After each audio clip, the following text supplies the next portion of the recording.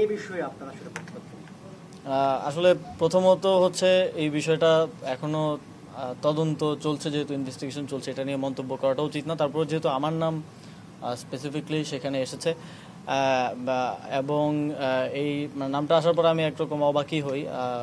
জানাল আলম অপুকে আমি চিনতাম যখন আমি ছাত্র অধিকার পরিষদে ছিলাম 2022 সালে, মানে যখন ক্যাম্পাসে আমরা ছাত্র রাজনীতির সাথে যুক্ত ছিলাম, তখন সেও ছাত্র অধিকার পরিষদ করতো, সম্মিলিত বেসরকারি বিশ্ববিদ্যালয়ের কমিটিতে বোধহয় ছিল। তো তখন চিনতাম, কিন্তু গত 2024 সালের 5ই আগস্টের পরে তার সাথে আমার কখনো কথা বা দেখা হয় না। এবং এই ধরনের একটা ক্লেম আসার পরে তারপরে আমরা আবার আরেক জায়গা থেকে জানতে পারলাম, আজকেও কিছুক্ষণ আগেও আমি ক্যাবিনেট থেকে বের হয়ে দেখলাম যে একজন সংবাদ সম্মেলন করেছেন, তার স্ত্রী পরিচয়।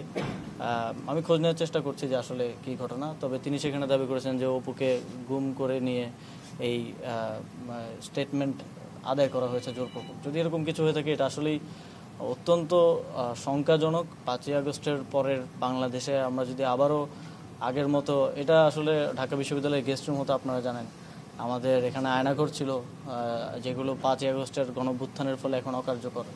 সেই প্র্যাকটিসের দিকে আমরা যাচ্ছি কিনা, এটাও একটা শঙ্কার বিষয়। সিসিটিভি ফুটেজে দাবি করা হচ্ছে যে আপনি বাইকে চড়ে গিয়েছিলেন ঠিক ভোর রাতে। আপনি গিয়েছিলেন সেখানে? আমি মাঝে মধ্যেই আমার রাতে যখন কাজ শেষ হয়, প্রায় কখনো কখনো ভোর হয়ে যায়, আমি রাতে খাওয়া দাওয়া, ওই সময় বাসায় আসলে খাওয়া দাওয়া দেওয়ার মতো কেউ থাকে না খাবার। তো আমি মাঝে মধ্যে হচ্ছে বেশিরভাগ সময় যাই হচ্ছে 300 ফিটের নীলা মার্কেট বলে একটা জায়গা আছে, আপনারা জানেন, ওখানে হাঁসের মাংস খুব ভালো পাওয়া যায়। তো ওইখানে হয়তো যাই 4-5 জন মিলে। তো আবার মাঝে মধ্যে ওইটা আবার বেশি ভোর হয়ে গেলে বন্ধ থাকে, তখন ওইদিকে ওয়েস্টার্নে যাওয়া হয়। তবে এক্সাক্ট ওই দিন আমি গিয়েছিলাম কিনা বা সেখানে ছিলাম কিনা, এটা আমার